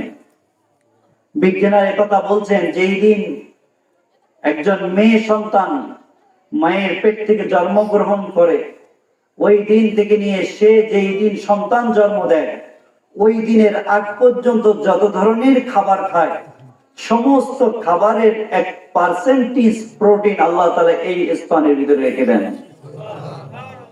এই জন্য বলে বাচ্চাকে শাল দুধ খাওয়াও, কারণ শাল দুধে 22 বছরের ভিটামিন লুকায়িত থাকে। এই জন্য ল্যাকটোজেনের গায়ের উপরে লিখে দেয় মায়ের দুধের বিকল্প নাই। মায়ের দুধের মতো দুধ পৃথিবীতে কোনো বিজ্ঞানী তৈরি করতে পারবে না। এই নিয়ামতের যদি বদলা রব চায় তো পৃথিবীতে কেউ দিতে পারবে না। মায়ের বুকের দুধ অনেক দামি, যার বিনিময় হয় না। আবার এদিকে আমার দিকে একটু তাকাবে। আবার মায়ের কাছে সবচেয়ে প্রিয় হইল সন্তান, ঠিক না? মনে রাখবেন, মায়ের এই বুকের দুধ মা কিন্তু সন্তানকে পান করায় না যতক্ষণ সন্তান কাঁদে না। বলেন ঠিক কিনা? সন্তান খেলছে বাগানে, মা কি দুধ পান করায়? সন্তান আনন্দ উল্লাসে হাঁটছে, মা দুধ পান করায়? কিন্তু যখন ছোট্ট একটা বাচ্চা কান্না করে, তখন মা শত ঝামেলাকে রেখে, স্বামীকে রেখে, হসপিটালের বেডে শুয়ে থাকলেও হসপিটাল থেকে এসে বেড থেকে আলাদা হয়ে, নিজের রান্নাঘর থেকে আলাদা হয়ে, গোসলখানা থেকে আলাদা হয়ে বলে আমার সন্তান কাঁদছে, সন্তান কাঁদছে, চিৎকার করে এসে সন্তানের গায়ে যদি ময়লাও থাকে, যদি নাপাক লেগে থাকে, তবুও সন্তানটাকে বুকে জড়ায় ধরে মা তার বুকের দুধ সন্তানকে পান করায়। ঠিক না? ঠিক এভাবে আল্লাহ তাআলার কাছে মায়ের যেমন সন্তান মায়ের কাছে ভালোবাসার পাত্র, আল্লাহ তাআলার কাছে মায়ের থেকে 70 গুণ বেশি ভালোবাসার পাত্র আমরা আল্লাহর কাছে। কয় গুণ? কারা আল্লাহর কাছে প্রিয়? বলেন কারা? আমরা। এত বেশি ভালোবাসেন রব আমাদেরকে, মায়ের ভালোবাসার থেকে 70 গুণ বেশি ভালোবাসেন। আর আল্লাহর কাছে সবচেয়ে দামি জিনিস হলো হেদায়েত। বলেন কি? এই হেদায়েতটুকু আল্লাহ আমাদেরকে দিবেন না যতক্ষণ পর্যন্ত না আমরা কাঁদবো। আমরা একবার শেষ রাত্রে কাঁদতে শিখি, একবার নামাজের পরে চোখের পানি ফেলতে শিখি, একবার ফরজ নামাজের পরে চোখের পানি ফেলি, একবার নির্জন একটা কামরায় গিয়ে অন্ধকারের ভিতরে জায়নামাজিতে বসে চিৎকার করে 2 ফোঁটা চোখের পানি ফেলি। রবরে 60 বছরের জীবন দিলারে রব, 70 বছরের জিন্দেগি দিলা, চাইনি কখনো কোনো কিছু আসমান থেকে বৃষ্টি দিয়ে, জমিন থেকে ফসল দিয়ে লালন পালন করলি ওর রব, আমি তোর সামনে কেমনে দাঁড়াবো আমার রব রে। এই কথা বলে বলে একবার তাহাজ্জুদে জায়নামাজিতে চোখের পানি একবার 1 ফোঁটা ফেলে দেখে। ওয়াল্লাহ ওয়াল্লাহ, আমি আল্লাহর শপথ করে বলছি, আমি শপথ করিনি, আমার রাসূল শপথ করছেন, আমার রাসূল শপথ করেনি, আমার আল্লাহ শপথ করছেন। وعزتي وجلالي وارتفاعي فوق عرشي لا تبقى عين عبد من مقافة في الدنيا إلا أكثرت ضحكها في الجنة। আল্লাহ কসম করে বলছেন, রব আমার, ও বান্দা আমার কথা তুই বিশ্বাস কর, আমি কখনো মিথ্যা বলি না, আমি কখনো তোদেরকে ধোঁকা দেই না, আমার ভিতরে ধোঁকার মন মানসিকতা নেই। আমি যে তোর রব তোকে লালন পালন করি, আমি যে তোকে রব তোকে আমি ছোট্ট কাল থেকে বেড়ে তুলছি, আমি যে তোকে রব তোকে মায়ের পেটে ভিটামিন দিয়ে বেঁচে রেখেছি, আমি যে তোর রব তোকে চোখের জুতি দিয়েছি, আমি তোর সাথে কখনো ছলনাময়ী করি না, আমি তোকে কখনো ধোঁকা দেই না, আসমান থেকে বৃষ্টির পরিবর্তে তোকে পাথর কখনো দেই না, জমিন থেকে ফসল সুস্বাদুর পরিবর্তে কখনো বিষ মিশ্রিত করে দেই না, আমি তোর কিডনিকে কখনো দুর্বল করে দেই না রে বান্দা, আমি তোর সাথে কখনো ধোঁকার আচরণ করি না, তুই আমাকে বিশ্বাস কর। আমি কসম করে রব তোকে বলছি, ওয়া ইজ্জতি ওয়া ইরতিফাই ফাওকা আরশি, আমার রবের ইজ্জত, রব বলছেন আমার ইজ্জতের কসম, আমার বরত্বের কসম, আমার মাহাত্ম্যের কসম, আমার সুউচ্চ আরশের কসম, তোর চোখ থেকে 1 ফোঁটা পানি ঝরবে, তুই শুধু জায়নামাজ দিয়ে বসে আমার ভয়ে, আমার জাহান্নামের ভয়ে 1 ফোঁটা চোখের পানি ফেলবি, তুই জায়নামাজের উপরে ফেলবি না, তোর কাপড়ের উপরে পড়বে না, আমার আরশের সামনে এসে তোর চোখের পানির ফোঁটা পড়বে। আমি তোমার রব, তোর রব বলছি, তোর জীবনের গুনাহগুলোকে মাফ করে তোকে সুখের জীবন নসিব করে দিব। ইয়া ইবাদিয়াল্লাযীনা আসরাফু আলা আনফুসিহিম লা তাকনাতু মির রাহমাতিল্লাহ ইন্নাল্লাহা ইয়াগফিরুয যুনুবা জামিআন ইন্নাল্লাহা গফুরুর রহিম। এই আয়াতকে ওজন দেন। আজকে আরবি ভাষা আমরা বুঝি না, আরবি উসলুব বুঝি না, আরবি সাহিত্য কথা বুঝি না, যার কারণে আয়াতের ওজন আমাদের জানা নেই। আয়াতের ওজন দিয়ে একটু বুঝে নেন রব কি বলছেন। ইয়া ইবাদি, ও আমার বান্দা, ইয়া ইবাদি, ও আমার বান্দা, ইয়া ইবাদি, ও আমার বান্দা। আজকে ছোট্ট যখন সন্তান থাকে তখন বলি আমার পোলা, যখন ছোট্ট বাবু আসে আমার ঘরে তখন বলি আমার বাবু, আমার ছেলে, আমার আমার আমার লালা, আমার কালু, আমার লালটু, আমার শব্দ লাগিয়ে দেয়, ঠোঁটে ঠোঁট লাগিয়ে চুমা খায়, তার গলায় নিজের গলার সাথে জড়িয়ে ধরতে বলি, নিজে কখনো কোলে, কখনো বাহুতে, কখনো আদরে, কখনো বুকের উপরে শুয়ে পড়ি, তবু বুকের উপরে নিয়ে শুয়ে পড়ি। সন্তান ধীরে ধীরে যখন বড় হয়, যখন ধীরে ধীরে বেড়ে ওঠে, তখন ওই সন্তান যখন মায়ের নাফরমান হয়, যখন বাবার অবাধ্য হয়, যখন ভাইয়ের সাথে শত্রুতা বেড়ে যায়, তখন মায়ের অবাধ্য হওয়ার কারণে মা বলে, তোরকে আমি পেটে ধারণ করে ভুল করছি, আমার তো বহু দূরের কথা, সন্তান বলতে রাজি না, চোখের সামনে থেকে আলাদা হয়ে যা, তোর মতো সন্তানের প্রয়োজন নেই। বাবা বলে তোকে জন্ম দিয়ে ভুল করছি, তুই আমার ইজ্জতকে শেষ করলি। বাবার নাফরমান হয়ে যায়, মায়ের নাফরমান যখন সন্তান হয়ে যায় তখন আমার শব্দ লাগায় না, সন্তান বলতে রাজি না। ভাই চিৎকার দিয়ে বলে, ভাই তোর মতো ভাইয়ের আমার দরকার নেই, তোর মতো ভাই হওয়ার থেকে মত ভালো, তোর মতো ভাই না থাকলে জীবন ধন্য হইতো। বোন বলে তোর মতো ভাইয়ের প্রয়োজন নেই, ভাই আলাদা করে দেয়, বোন আলাদা করে দেয়। মা সন্তান বলতে রাজি না, বাবা আমার সন্তান বলতে রাজি না। আমি কোরবান ওই রব্বে জালালের উপরে, আমার মা বাবা কোরবান আমার রব্বে কায়নাতের উপরে, যে আল্লাহ বলছেন ইয়া ইবাদি, ও আমার বান্দা, ও আমার বান্দা, ও আমার বান্দা। শুধু ইবাদ বলেনি, শুধু বান্দা বলেনি, লাগিয়েছেন আমার বান্দা। মহাব্বতের সাথে, আদরের সাথে, স্নেহের সাথে বলছেন ও আমার বান্দা। কাদেরকে বলছেন? যারা সারা জীবন তাহাজ্জুদ করেছিল, যারা সারা জীবন সেজদায় ছিল, যারা সারা জীবন রুকুতে ছিল, যারা সারা জীবন তাসবিহ তাহলিলে ছিল, যারা মক্কার গিলাফ ধরে বসে আছে, যারা মদিনায় রওজার সামনে দাঁড়িয়ে আছে, যে সারা জীবন তাহাজ্জুদ গুজার ছিল, খোদার কসম তাদেরকে বলছেন আর আমার বান্দা আল্লাযীনা আসরাফু আলা আনফুসিহিম, যে সারা জীবন মদের বোতল নিয়ে থাকলো, যে সারা জীবন ইয়াবা খাইলো, যে সারা জীবন নারী নর্তকী নিয়ে কাটাইলো, যে সারা জীবন কানে ইয়ারফোন লাগিয়ে গান শুনলো, যে সারা জীবন নারীকে নিয়ে, কখনো মদকে নিয়ে যে রাত আর দিন কাটাইলো, নামাজের পরোয়া করলো না, হজের পরোয়া করলো না, মসজিদ ঘুরিয়ে দিল, উলামাদেরকে বেইজ্জত করলো, দুনিয়া থেকে ইসলাম মিটাই দিল, হিন্দুদের সাথে সম্পর্ক করলো, বেদুইনদের কাতারে দাঁড়িয়ে গেল, সেই রকম নাফরমানকে বলছে ইয়া ইবাদি, ও আমার নাফরমান বান্দা, তোর মা তোকে আমার বলতে রাজি না, তোর বাবা তোকে আমার বলতে রাজি না, তোর ভাই তোকে আমার ভাই বলতে রাজি না, তোর বোন তোকে আমার ভাই বলতে রাজি না। আমি রব তোকে বানিয়েছি, আমি সব মাখলুককে হুকুম দিয়ে তৈরি করছি, তোকে যে আমি আমার কুদরতি হাত দিয়ে বানিয়েছি, গর্ত গুনাহ তুই করছি, তোর 70 বছরের গুনাহ, তোর কি 7 আসমানকে ভরাই ফেলছি, 7 জমিনকে ভরাই ফেলছি, তারকা পরিমাণ গুনাহ করছি, আসমান থেকে বৃষ্টির ফোঁটা পরিমাণ গুনাহ, জমিনে থাকা বৃষ্টি পানি পানি সমতুল্য তোর গুনাহ, অনু পরমাণু পরিমাণ তোর গুনাহ, যত গুনাহ আছে ইয়া ইবাদিয়াল্লাযীনা আসরাফু, যত গুনাহ তুই করছিস, 7 আসমান ভরিয়ে তুই গুনাহ আমার সামনে দাঁড়িয়ে আমার তুই বান্দা, তুই আমাকে বল আল্লাহ মাফ করে দেন, এক ফোঁটা চোখের পানি ফেল। আল্লাহু ইয়াগফিরুয যুনুবা জামিআ, আমি রব তোর সাথে ওয়াদা করছি তোর সব গুনাহকে আমি মাফ করে দেব। এর নাম ভাই আল্লাহ। যে এমন আল্লাহকে পাইল, আল্লাহর সাথে বন্ধুত্ব করলো না, যে এমন রবকে পাইল, রবের সাথে বন্ধুত্ব হইল না, যে এমন খোদাকে পাইল, যে এমন রহমানকে পাইল, যে এমন রহিমকে পাইল, যে এমন ওদুদকে পাইল, যে এমন গফফারকে পাইল। গুনাহ করে আমি শুয়ে পড়ি, গুনাহ করে আমি আজকে লুটে পড়ি, আমার নাক দিয়ে পোকামাকড় ঢুকতে চায়, আমার কান দিয়ে ওই পোকা ঢুকতে চায়, আল্লাহ 10 জন ফেরেশতা দিয়ে আমাকে হেফাজত করে, জমিন আমাকে চিৎকার করে রবের সামনে বলে ও রব অনুমতি দিয়ে দেন আপনার এই নাফরমান বান্দাকে গিলে খাই। সমুদ্র অনুমতি চায়, রব অনুমতি দিয়ে দেন তাকে পানিতে ডুবাই দেই।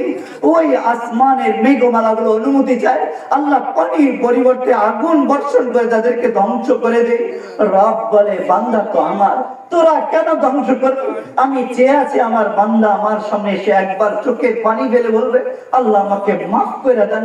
ও জমিন তুই সাক্ষী থাক, আমি আমার বান্দাকে মাফ করে দেব। ও ভাই, এমন একটা রবকে পাইয়া, এমন একটা আল্লাহকে পাইয়া কেউ যদি রবের সাথে সম্পর্ক না করে, খোদার কসম এর মতো হতভাগা আর কেউ নাই। এই জন্য রবের সাথে সম্পর্ক করার জন্য নিজের গুনার উপরে শর্মিন্দা হয়, এক ফোঁটা চোখের পানি ফেলেন। আমি এক ফোঁটা চোখের পানি ফেলি, রব আপন করে নেবে। কত বেশি আপন হবে জানেন? খাওলা রাদিয়াল্লাহু তাআলা আনহার কথা মনে পড়লো। খাওলা রাদিয়াল্লাহু তাআলা আনহা আপনাদের থেকেও বেচারি ছিল। মা বোনরা কথা শুনছেন কিনা আমার জানা নাই। মা বোনদেরকে অনুরোধ করি কথাটা একটু শুনে। খাওলা রাদিয়াল্লাহু তাআলা আনহা একজন নারী মাত্র, একজন নারী, সমাজে কোনো সম্মান নেই, সমাজে কোনো ইজ্জত নেই, সমাজ তাকে সালামও দেয় না, সমাজ তাকে বড় চেয়ারও বসায় না, সমাজ তাকে সমাজপতিও বানায় না। একজন নিদারুণ করুণ মহিলা মাত্র, যে কালকে কাফের ছিল, পরশু তের আগের দিন সে মূর্তির সামনে মাথা নত করতো, ওই আওয়াইলার সামনে চাইতো, মূর্তির সামনে হাত জোর করতো, সুখ ভাবতো মূর্তির হাতে, শান্তি ভাবতো মূর্তির হাতে, আসমানের বৃষ্টি মনে করতো মূর্তির হাতে। যার 40টা বছর 35টা বছর মূর্তির সামনে কাটিয়েছে, আজকে কালিমা লা ইলাহা ইল্লাল্লাহ করে তওবা করে নিছে, আজকে কালিমা পড়ে নিছে, পরের দিন স্বামীর সাথে মনোমালিন্যতা দেখা দিছে, স্বামী জেহার করছে, বলছে কত জাহারা জৌজি, তার স্বামী তার সাথে জেহার করছে। জেহারের অর্থ হইল নিজের বিবিকে মায়ের সাথে তুলনা করছে। খাওলার স্বামী আউস চিৎকার করে রাগের মাথায় বলছিল, খাওলা, আমার মা আমার কাছে যেমনটি, তুমিও আমার কাছে এমনটি। মা আমার কাছে যেমন হারাম, তুমিও আমার কাছে হারাম। তোমার সাথে আমি সংসার করতে চাই না, তোমার সাথে রাত কাটাতে চাই না, তোমার সাথে আমার সাংসারিক জীবন আর চলবে না। সন্ধ্যা বেলায় আউস এসে, স্বামী এসে সংসার করতে চায়। খাওলা বলে, না রে আউস, আমি রসুলের উত্তর শোনা পর্যন্ত তোমার সাথে রাত কাটাইতে পারবো না। রসুলের কাছে এসে বসে গেছে, রসুল সাল্লাল্লাহু আলাইহি সাল্লাম বসা, পিছনে আয়েশা রাদিয়াল্লাহু তাআলা আনহা রসুলের মাথার চুল আছড়াই দিচ্ছেন।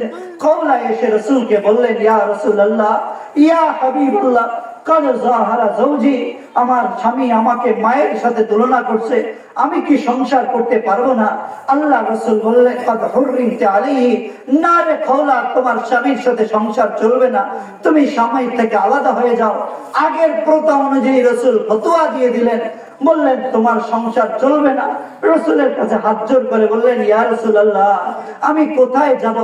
আমার বাবার সাহারা নেই, আমার মায়ের সাহারা নেই, আমি কার কাছে জীবন ভিক্ষা চাইবো, কার কাছে সাহারা চাইবো? ইয়া রাসূলুল্লাহ, আমার ব্যাপারে ফয়সালা করুন। আল্লাহ রাসূল চেহারা ফিরাই নিয়ে বললেন, তাই কদ হুররিমতা আলাইহি, যাও, তুমি তোমার স্বামীর সাথে সংসার করতে পারবে না, দূর হয়ে যাও আমার সামনে থেকে। বলে, ইয়া রাসূলুল্লাহ, আমার সন্তানগুলো কোথায় যাবে? আমি যদি রেখে দেই, কে খাবার দাবারের ইন্তজাম করবে? যদি বাবার কাছে রেখে দেই, মাহারা সন্তান কোথায় ভদ্রতা শিখবে, কোথায় শিষ্টাচার শিখবে? ইয়া রাসূলুল্লাহ, আমার ব্যাপারে ফয়সালা করুন। আল্লাহ রাসূল সাল্লাল্লাহু আলাইহি ওয়াসাল্লাম চেহারা ফিরাই নিয়ে বললেন, খাওলা, সামনে থেকে চলে যাও।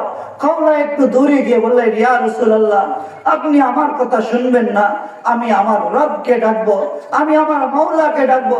ধুধু মরুভূমির উপরে খাওলা, সামনে ধুধু মরুভূমি, পিছনে ধুধু মরুভূমি, ডানে ধুধু মরুভূমি, বামে ধুধু মরুভূমি। রসুলের কান পর্যন্ত আওয়াজ আসছে না।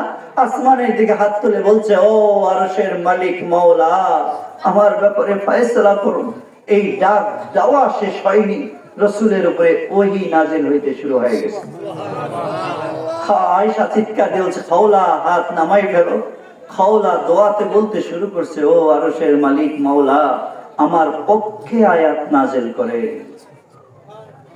মাসালা বলা উদ্দেশ্য না ভাই, চোখের পানি যদি আজকে তাহাজ্জুদে গড়িয়ে পড়ে, যদি জায়নামাজিতে এক ফোঁটা চোখের পানি ফেলতে পারি, খোদার কসম, কালকে খাওলার মতো রবের সাথে যেমন সম্পর্ক হয়েছে, আমার সাথে আমার রবের সম্পর্ক হবে।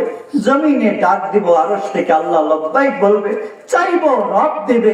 সুস্থতার কথা বলবো, আল্লাহ তাআলা দিবেন। সন্তান চাইবো তো রব দেবে, জমিনে সুখ চাইবো তো রব দেবে। যেই দিন মওত হবে, আল্লাহ কবরের পাশে দাঁড়িয়ে বলবে, ও বান্দা, তুই আজকে আসবি বলে আমি আগস্ট থেকে এসে তোর ইস্তেকবালে দাঁড়িয়ে গিয়েছি। এক ফোঁটা চোখের পানি রবকে দেওয়ার জন্য রাজি আছেন তো ইনশাআল্লাহ? চোখের পানি আসবে না যতক্ষণ পর্যন্ত গুনাহ ছাড়বো না। বলেন, চোখের পানি আসবে যতক্ষণ পর্যন্ত গুনাহ, যেই চোখ গুনাহ করে এই চোখে পানি আসে না। যেই চোখে গুনাহ হয় এই চোখে তাহাজ্জুদে কাদার তৌফিক হয় না। এই জন্য গুনাহ মুক্ত জীবন করতে রাজি আছে তো ইনশাআল্লাহ? চোখের পানি ফেলবো তো ইনশাআল্লাহ? সবাই রাজি? আল্লাহর কাছে চেয়ে নেব ইনশাআল্লাহ। এই মাহফিল সার্থক হবে, সফল হবে যদি এতটুকু বুঝ নিয়ে যাইতে পারি। রব আমাকে এত ইহসান করছে, আমি কি রবের সামনে এক ফোঁটা চোখের পানি ফেলতে পারবো? ও ভাই, খোদার কসম করে বলছি, দুনিয়ার বুকে চোখে এক ফোঁটা পানি জাহান্নামের আগুনকে নিভাই দেয়, কিন্তু মৃত্যুর পরে চোখের পানি, চোখের পুজ, চোখের পানি, চোখের পুজ জাহান্নামের আগুনকে মিটাই দিতে পারে। এই জন্য জাহান্নামীরা চিৎকার করে যখন কাঁদবে, তখন আল্লাহ তাআলা ডাকে সাড়া দিবেন। রব্বানা গালাবাত আলাইনা, বড় চিৎকার দেবে, এইভাবে হাত তুলে বলবে, গালাবাত আলাইনা শিকওয়াতুনা কুননা কওমান যালিমিন। ও আল্লাহ, বদবক্ত ছিলাম, মাফ করে দেন, বদবক্ত ছিলাম, মাফ করে দেন। আল্লাহ বলবেন, আজকে কেন আমাকে ডাকছো? আজকে কেন ডাকছো?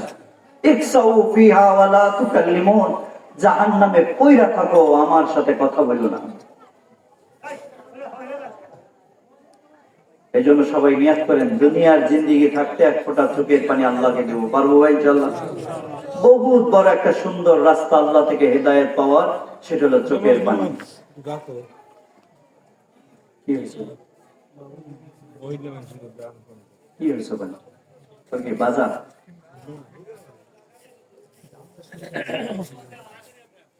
মেয়েরা একটু বেশি আওয়াজ করছে মনে হয়, তাই না? আল্লাহ ওদের বুঝদান করে, সকলে বলেন আমিন।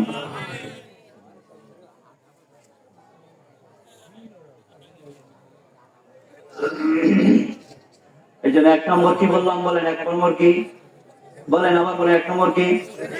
আবার বলেন, আবার বলেন। চোখের পানি আল্লাহ দিবে না কাকে? আবার বলেন। গুনাহগারে আসক্ত ব্যক্তিকে চোখের পানি আল্লাহ দিবে। এই জন্য গুনাহমুক্ত জীবন করতে হবে। বলেন, কি মুক্ত জীবন? আবার বলেন, আবার বলেন। 2 নম্বর, চোখের পানি আল্লাহ তাদেরকে দিবে না যারা হারাম খাবে। বলেন, চোখের পানি আল্লাহ দিবে না বিশেষ করে যারা হারাম খোর, হারাম খোরকে আল্লাহ তাআলা দিবে। বিশেষ করে যত গুনার শাস্তি, গুনার ধমকি আল্লাহ তাআলা কোরআনে দিয়েছেন, সবচেয়ে বড় ধমকি দিয়েছেন আল্লাহ তাআলা সুদের। কিসের? বলেন কিসের? সুদ। সুদ চেনেন? আপনাদের দেশে নাই সুদ? খায়? সুদ খায় না? সুদ খায় না। বলেন, মুসলমান সুদ খাইতে পারে? সরকারের মানুষরা সুদ খায় না। বলেন, সরকারের মানুষরা সুদ খায় না। না, মুসলমানকে খারাপ ধারণা করা যাবে না। আমি যেটা বলছি এটা বলেন। যদি কাহারো ইল্লা আতাল্লাহ বিকলবিন সালিম, আল্লাহ বলছেন, মনে রেখো বান্দা, কিয়ামতে তো তোমাকে উপস্থিত করব, তবে আমি নাজাত দেব ওই সমস্ত আমার বান্দাকে যাদের দিলটা সাফ থাকবে।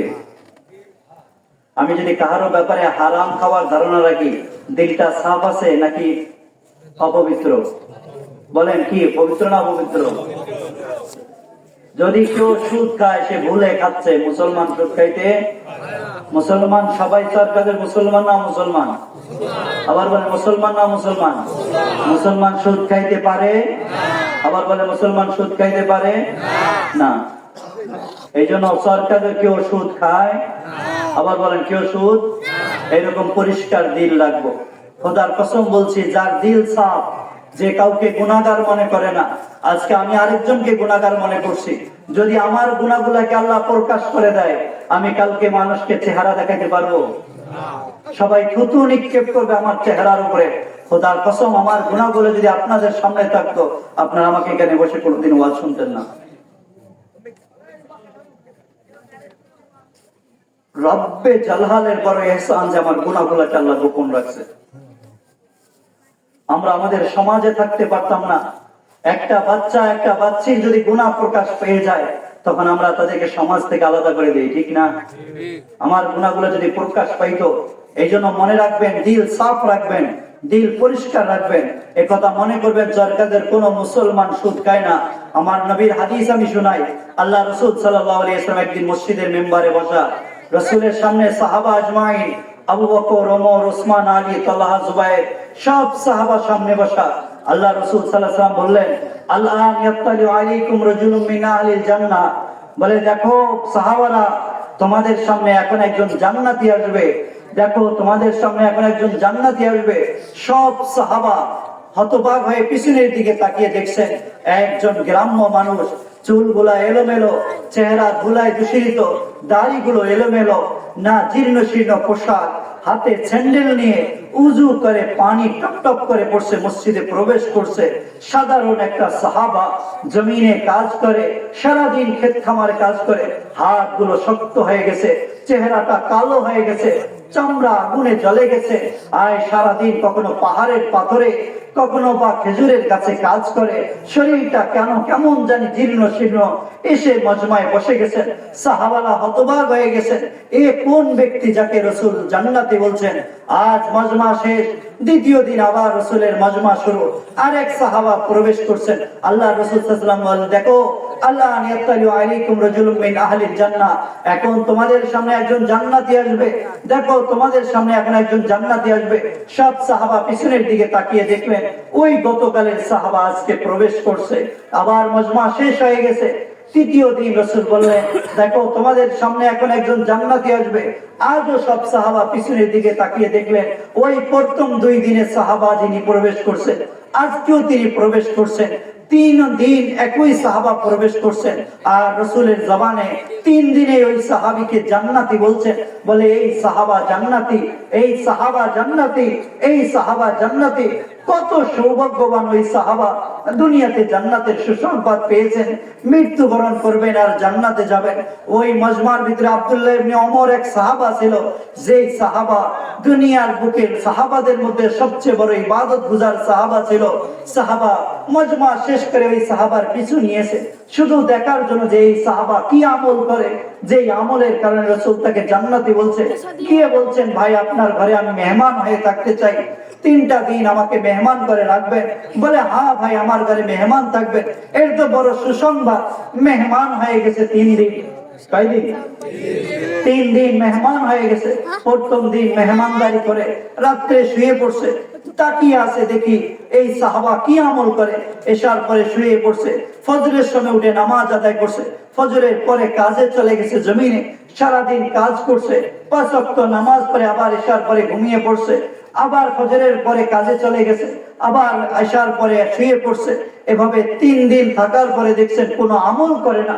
তখন ওই সাহাবা আব্দুল্লাহ ইবনে ওমর ওই সাহাবাকে জিজ্ঞেস করছেন, ও সাহাবা, আমি 3 দিন আপনার ঘরে মেহমান ছিলাম, কোনো ঘর বাড়ি ছিল না যে এমন না, বড় কষ্টে ছিলাম তাও না, বাকি 3 দিন আপনি রসুলের মজমায় প্রবেশ করছিলেন, আমার রসুল 3 দিন আপনাকে জান্নাতি বলছিলেন। জানি না আপনার কি আমল, যে আমলের কারণে আপনাকে আল্লাহ রসুল জান্নাতি বলছেন। আপনার ঘরে 3 দিন মেহমান হলাম শুধু দেখার জন্য যে আপনি কি আমল করেন। দেখি ফজরের পরে ক্ষেত খামারে চলে যান, এশার পরে শুয়ে যান, আপনি তো তাহাজ্জুদ গুজারো না, কিন্তু আল্লাহ রসুল আপনাকে জান্নাতি বললেন। আপনার কি এমন আমল যে আমলের কারণে আল্লাহ রসুল আপনাকে জান্নাতি বলছেন? আমাকে একটু বলে দেন না, আমি ওই আমল করতে চাই। তখন ওই সাহাবা বলছেন, না আমার কোনো আমল নেই, আমি তো সকালে জমিনে যাই, যাইয়া জমিনে কাজ কাম করি, দেখো না আমার হাতগুলো কত শক্ত হয়ে গেছে জমিনে কাজ করার কারণে। রাত্রে শুয়ে পড়ি, তুমি তো দেখছো আমি কখনো তাহাজ্জুদ আদায় করি না, আমি তো ফরজ নামাজ গুলো সুন্দর করে আদায় করি। জানি না নবী কোন কারণে আমাকে জান্নাতি বলছেন, আমার জানা নাই কোন ইবাদতের কারণে আমাকে জান্নাতি বলছেন। তখন ওই সাহাবা আব্দুল্লাহ ইবনে ওমর চলে যাইতে শুরু করছে। একটু দূরে যখন চলে গেছে, তখন পিছন দিক থেকে ওই সাহাবা ডাক দিয়ে বলছেন, ও ভাই একটু আসবেন, আমার একটা আমল আছে, যে আমল আমি কাউকে দেখাইতে পারি না, যে আমলের কথা কাউকে বলতে পারি না, যে আমল কাউকে দেখানো যায় না, যে আমলের ব্যাপারে কারো কাছে খবর পৌঁছানো যায় না, হয়তো একটা আমল আছে, আমি আপনাকে ওই আমলের কথাটা বলে দেই। বলে কি আমল আপনার? বলে আমি যখন রাত্রে শুয়ে পড়ি, আমি সবার ব্যাপারে আমার দিলকে পরিষ্কার করে সবাইকে মাফ করে দিয়ে শুয়ে পড়ি।